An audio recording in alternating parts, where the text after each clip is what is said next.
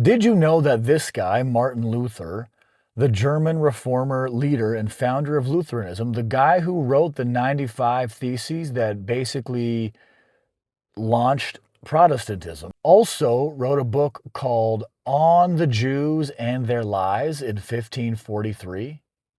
On the Jews and Their Lies is a 65,000 word anti-Semitic treatise in which Martin Luther argues that Jewish synagogues and schools be set on fire, prayer books be destroyed, rabbis forbidden to preach, Jewish homes burned, and that, quote, these poisonous envenomed worms should be drafted into forced labor. This is Holy War, week 26. We're halfway through the year. I am visiting a different church every week this year and rating and ranking each and every one. I've been to a different church service, spiritual gathering, or mindful activity each week this year.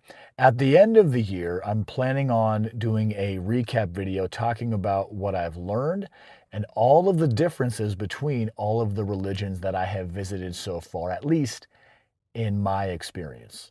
But for now, let's talk about the Lutherans. I visited Good Shepherd Lutheran Church this week via their online access because I had some work I had to get done at home that was deadline driven. So I was blessed to be able to tune in and hear the word while I worked. Lutheranism is one of the, if not the original Protestant Christian offshoots that branched away from Catholicism when Martin Luther protested the abuse of indulgences by the Catholic Church. Here's how my experience of Lutheranism went this Sunday, June 28th. For meaning and message, I'm scoring that a 9 out of 10. In the sermon today, they talked about how Martin Luther described the Christian life as active dependence. We work, God provides. It's kind of like without the wind, the boat doesn't move, but without the sail, the wind isn't harnessed. So there's a duality to the relationship between humans and the divine. For ritual and flow, also a 9 out of 10. The service was easy to follow. The online stream connected on time and effortlessly. For ethics and integrity, an 8 out of 10. They read from 1 John and talked about how if we say we have no sin, we deceive ourselves. From there, they went into a silent personal confession. That was interesting. It was kind of like a moment of silence that the whole congregation participated in.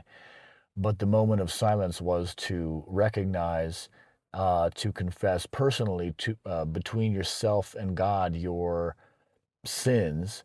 And then after that, the pastor pronounced everyone forgiven of their sins. So that was nice of him to do. Community, energy, and belonging, 7 out of 10. Even though I joined online, it still felt like there was a true sense of community to this place. Next, for learning and expansion, an 8 out of 10. Similar to the wind and the sails, a story was shared about a son and his father, and the father provided the materials for the birdhouse, and the son built the birdhouse, and then the birds came to the birdhouse. Human to infinite interdependence. And then lastly, heart resonance and emotional impact, just a 5 out of 10. Maybe it's because I was online, but I was still connected to the service, and the words were nice, but I didn't feel a deeply resonant spiritual experience. Also, bonus points for the Mormons. I was outside working when 2 missionaries stopped and asked if I wanted help. There they go. So I'm going to award the Church of Jesus Christ of Latter-day Saints 2 retroactive points for ethics and integrity.